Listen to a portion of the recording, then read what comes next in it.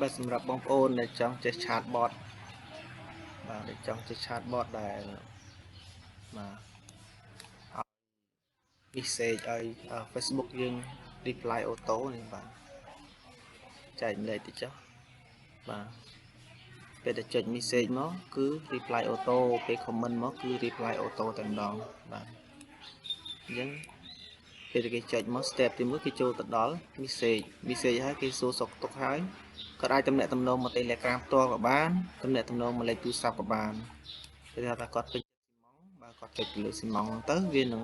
បាទវារត់តាមប្រព័ន្ធវានេះវារត់មកតាមប្រព័ន្ធហ្នឹងមកវាសួរថាបាទយើងពេញចិត្តស៊ីម៉ងអីស៊ីម៉ង K ស៊ីម៉ង Con បាទស៊ីម៉ងតោ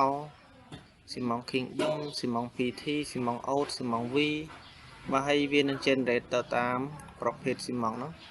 បាទហើយនៅក្នុងហ្នឹងវាមានរូបទៀតក៏ប៉ុន្តែយើងបាំងវាបាត់ហើយដោយសារយើងវាច្រើនពេកយើងដាក់កូគ្នាជាស្ដីដូចស៊ីម៉ងនៅក្រោមគេនេះស៊ីម៉ង PT ស៊ីម៉ង V នេះប្រព័ន្ធវារត់មកតាមហ្នឹងតែម្ដងអញ្ចឹងពេលទៅចុចលើស៊ីម៉ង V វាលោតរូប V អូតគឺវាលោតរូបអូតបាទអញ្ចឹងគឺបាទគឺវាលោតអញ្ចឹងបាទអញ្ចឹងអ្នកណាគាត់ពេញចិត្តស៊ីម៉ងអីគាត់ប៉ះលើហ្នឹងមកគឺវានឹងលោតមកបាទនេះស៊ីម៉ងអីស៊ីម៉ងតោអញ្ចឹងទៅចឹងនេះគេហៅថាការបង្កើត chatbot នេះខ្ញុំបង្កើតខ្លីមកល្មមណាបាទខ្លីមកល្មមសម្រាប់ងាយយល់គាត់ពេញចិត្តដែកគាត់ចុចលើដែកហ្នឹងទៅបាទ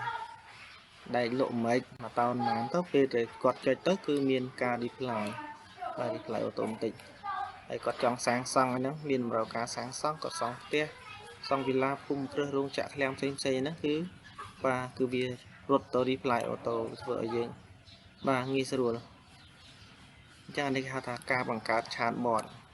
បាទសម្រាប់បងប្អូនដែលចង់ចេះបាទអាចសួរបានអាចចែកម្លែកឲ្យបានអត់អីទេបាទសូមអរគុណ